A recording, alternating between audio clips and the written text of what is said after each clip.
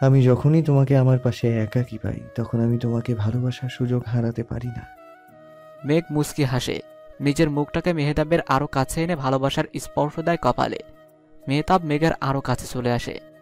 টিনা আর সামির নিচে এসে ওদের এত কাছাকাছি দেখে চোখ বন্ধ করে ফেলে। স্যামি, আমি যা দেখেছি তুমিও কি তাই দেখছো? আমি এমনি আত পাগল, আমায় দেখাই কিছু আসে যায় না। কথায় যুক্তি আছে। সামির রাগের দৃষ্টিতে তাকায় টিনার পানে। টিনা ইতস্তত করে বলে ওঠে, সরি, ভুল হয়েছে। এখন কি করব এই দুই চাতক পাখিকে নিয়ে? টিনা আর সামির উপরে চলে যায়। কোনো স্টাফের সাহায্যে মেঘকে নিতে পারলেও মেহতাবকে তুলতে পারবে না তারা, আর রুমও তো সাজাতে হবে। মেঘ মেহতাবকে ঠেলে দূরে সরিয়ে দেয়। বুকে কয়েকটা কিল ঘুষি দিয়ে বলে ওঠে, আপনি বড্ড খারাপ, আমায় ভালোবাসেন না, অনুভব করেন না। মেহতাব মেঘের হাত তার বাম বুকে চেপে ধরে। মেঘ অনুভব করতে পারছে মেহতাবের হার্টবিট বিদ্যুতের বেগে চলছে। মেহতাব মেঘের চোখে চোখ রেখে বলে ওঠে, কিছু জিনিস শুধু দূর থেকে অনুভব করা যায়, ধরা ছোঁয়া যায় না। এই হৃদয়ে তোমার জন্য ব্যাকুলতা অনুভব করতে তোমার কি ধরা ছোঁয়ার প্রয়োজন? মেঘ ওষ্ঠাধর প্রসারিত করে মুচকি হেসে নিশালো কণ্ঠে বলে ওঠে, না, আপনার কিঞ্চিত ভালোবাসাই যথেষ্ট এই মেঘকে অনুভব করিয়ে দিতে। এই সাহেব মেঘের একান্ত। মেহতাব স্মিত হেসে বলে ওঠে, তোমার ঠোঁটের হাসি যথেষ্ট আমায় অনুভব করিয়ে দিতে যে তুমি আমার। ভীষণ ভালো লাগে যখন তুমি আমার চোখে চোখ রেখে তাকাও। তোমার চোখের এক চাহনি আমায় বিশ্বাস করিয়ে দেয় তুমি শুধুই আমার। তোমার মুখের চাহনি আমার মনের ছবিতে আঁকা হয়ে গেছে, চাইলেও তা ছিঁড়ে ফেলা সম্ভব নয়। তোমার ঠোঁটের হাসি আমার বুকে গেঁথে গেছে, চাইলেও তা মুছে ফেলা সম্ভব নয়। আসলে তুমি তাই এই মেহতাবের সব। এই সাহেব তোমায় বড্ড চায়, অনেক চায়, ভীষণভাবে চায় অর্ধাঙ্গিনী। মেহতাবের প্রকাশ্য কথাগুলো আজ বেশ ভালো লাগছে শুনতে মেঘের কাছে। মেঘ মেহতাবের চোখে দৃষ্টি রেখে বলে ওঠে, ভালোবাসেন আমায়? মেহতাব উত্তর দেয় না, কোলে তুলে নেয় তার প্রিয়তমাকে। সকাল হয়ে গেছে, বাইরে কুয়াশার কারণে জানালায় পানির শুকনো কণা জমে গেছে। মেঘ বিছানায় চাদর মুড়ি দিয়ে শুয়ে আছে, মাথায় ভীষণ যন্ত্রণা হচ্ছে। মেঘ শোয়া থেকে উঠে পড়ে, আশেপাশে তাকায় মেহতাবকে খুঁজতে। মেহতাব ঘরের কোথাও নেই। মেঘ হাই তুলে নিজের গায়ে মেহতাবের শার্ট দেখে থমকে যায়। কালকের ঘটনা কিছুই মনে পড়ছে না তার। তাড়াতাড়ি বিছানা ছেড়ে ওয়াশরুমে চলে যায় ফ্রেশ হতে। ফ্রেশ হয়ে বের হতেই তার চোখ যায় বিছানার পাশে টেবিল ল্যাম্পের দিকে। তার পাশে চিরকুট জাতীয় কিছু রাখা। মেঘ চিরকুট খুলতেই থমকে যায়। মেহতাব এক মনে গাড়ি ড্রাইভ করছে। সৌরভ, রোভ, সিয়াম বুঝতে পারছে না হঠাৎ মেহতাব কাউকে না বলে লন্ডনের উদ্দেশ্যে কেন রওনা হয়েছে। অজানা ভয় তাদের গ্রাস করেছে। অন্যদিকে সামির বুঝতে পারছে মেহতাবের এহেন আচরণের কারণ, কিন্তু ভয়ে সে চুপসে আছে। মেহতাব গাড়ির মিরর গ্লাস দিয়ে সকলের ভয়ার্ত মুখ দেখে স্মিত হাসল। নীরবতা ভেঙে শুধালো, কে করেছে এই কাজ? কেউ কিছু বুঝতে পারল না সামির ছাড়া। মেহতাব আমারও শুধালো, আমাদের ড্রিঙ্কসে অ্যালকোহল আসলো কিভাবে? I need answer, hurry up. Sourav বলে উঠল, দোস্ত, আমার ভালোবাসার কসম, আমি কিছু জানি না এই বিষয়ে। রৌব বলে উঠল, দোস্ত, আমার 5 বংশের কসম, আমি কিছুই জানি না, এই বিষয়ে আমার কোনো হাত নাই। সিয়াম বলে উঠল, আমার বাবার তৈরি এতিমখানার কসম, আমিও জানি না, মনে হয় রোভ করছে, জলজাত প্রমাণ ওর 2টা হাত।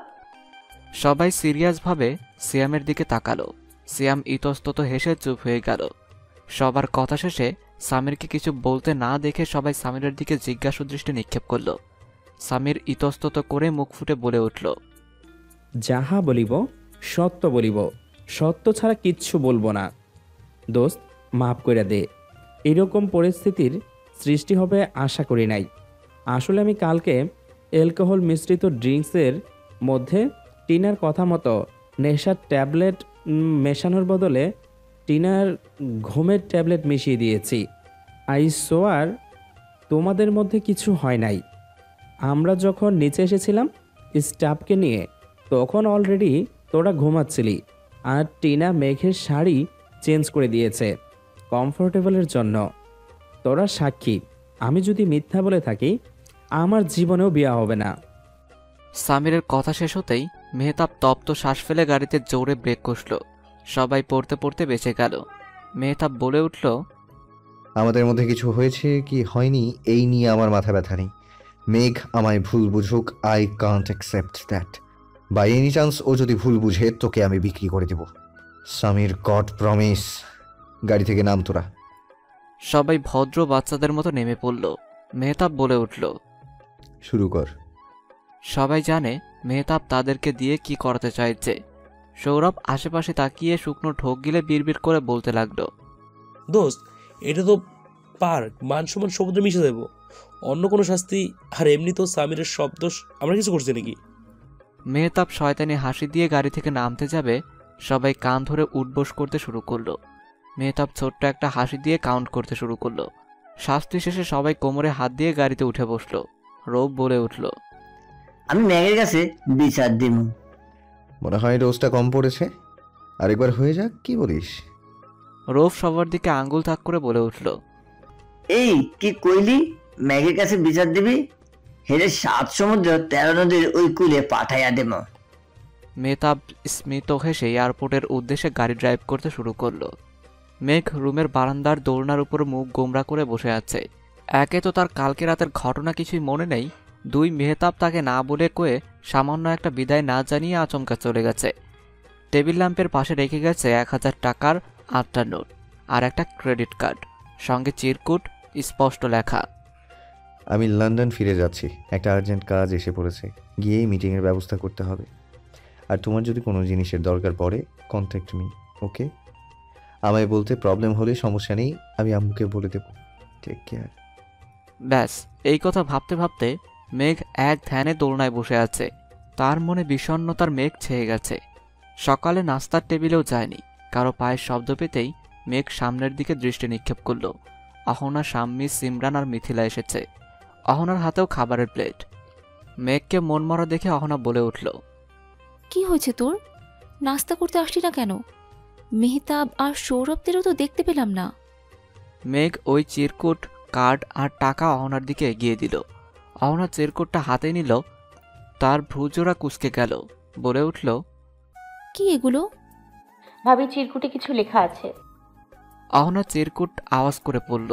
মেঘের দিকে তাকিয়ে প্রশ্ন করল, কি এমন আর্জেন্ট কাজ পড়েছে যে ও আমাদের কাউকে, বিশেষ করে তোকে কিছু না বলে লন্ডন চলে গেল? মেঘের মেহতাবের কথা আবার মনে পড়তেই চোখ ছলছল করে উঠল। শেষ কথা তো দূর, 2 চোখ ভরে দেখতেও পেল না, বলতেও পারল না তার ভালোবাসার কথা, গোপনেই রয়ে গেল। সকাল গড়িয়ে বিকেল, সবাই ব্যাগ প্যাক করে নিয়েছে, আজই রওনা দিবে। মিথিলা, শাম্মী, সিমরান আর সৌম্য এখান থেকে বাসায় যেতে চেয়েছিল। অহনা মেঘের জোড়াজুড়িতে একদিন থেকে যাবে তারা। সৌম্য, মেহসান ফোনে ফেসবুক স্ক্রল করছে মেহতাব বা সৌরভদের আপডেট স্ট্যাটাস দেখার জন্য। টিনা এখান থেকে এয়ারপোর্টে গিয়ে লন্ডনে যাবে কোম্পানিতে জয়েন করতে। আর মেহতাবকে বলে তার ভালো কাজের ক্রেডিট নিয়েই ছাড়বে। সামিরকে একা ভোগ করতে দিবে না, কিছুতেই না। সবাই টিনাকে আর কয়েকদিন থাকতে বলেছে, সে শোনেনি। আহতাব সব ব্যাগ, সুটকেস গাড়িতে তুলে সবাইকে ডাকতে এসেছে। সবাইকে এভাবে মনমরা দেখে শুধালো, বধূ শালিকেরা, তোমরা এত মন খারাপ কেন করছো?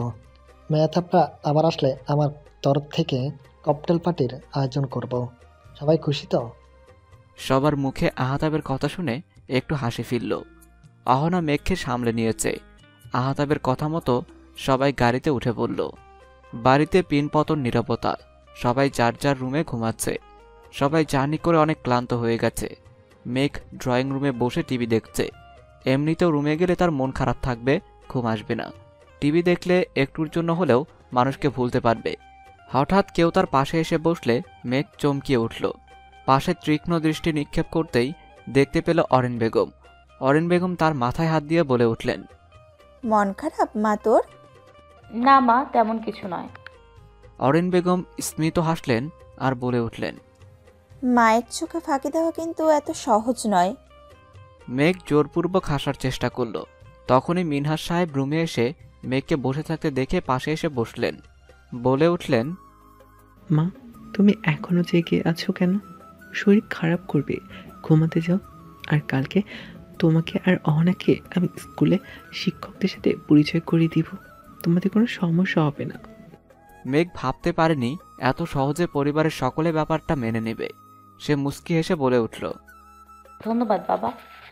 ধন্যবাদ কি আছে মা, তুমি নিজের থেকেও কিচ্ছু করতে চাইছো, সেটাই তো ভালো কথা। শুনে অনেক ভালো লাগলো। মেহতাব আমি বলে দিয়েছে বারবার করে যাতে তোমাদের আমি চাকরি করার অনুমতি দিয়ে দিই।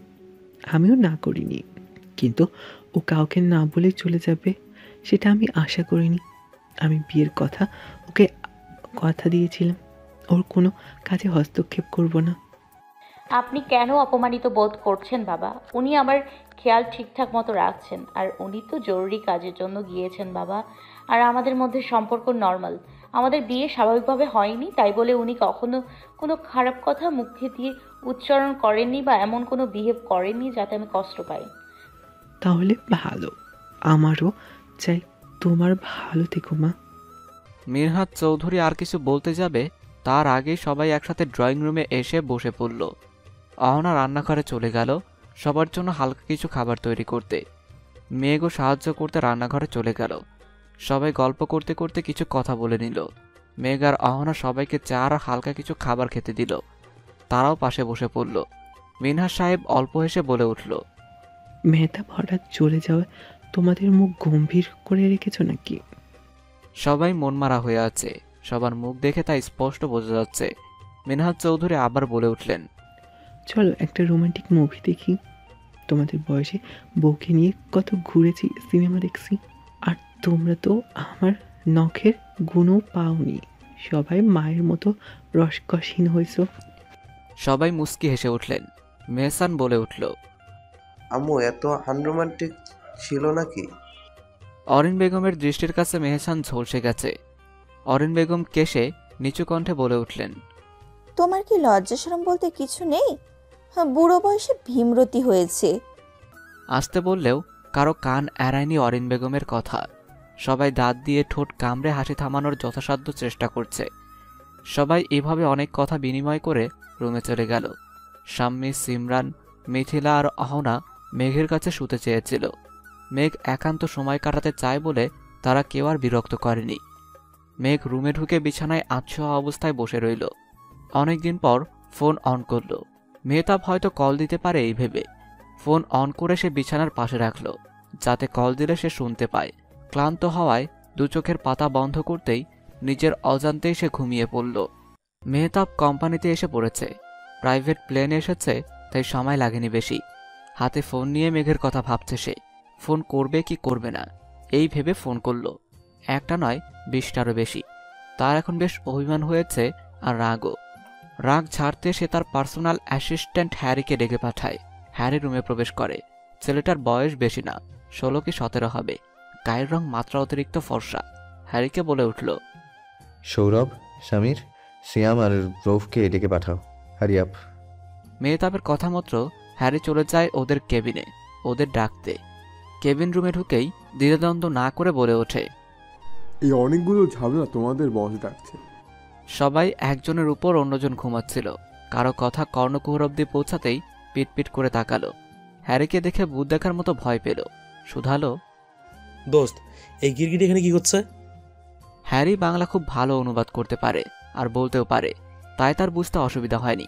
শয়তানি হাসি হেসে বলে উঠল, তোমরা 4 জন আমার আগামী 100 জন্মের শত্রু। তোমরা যতবার পুনর্জন্ম হবে আমার ততবার হবে।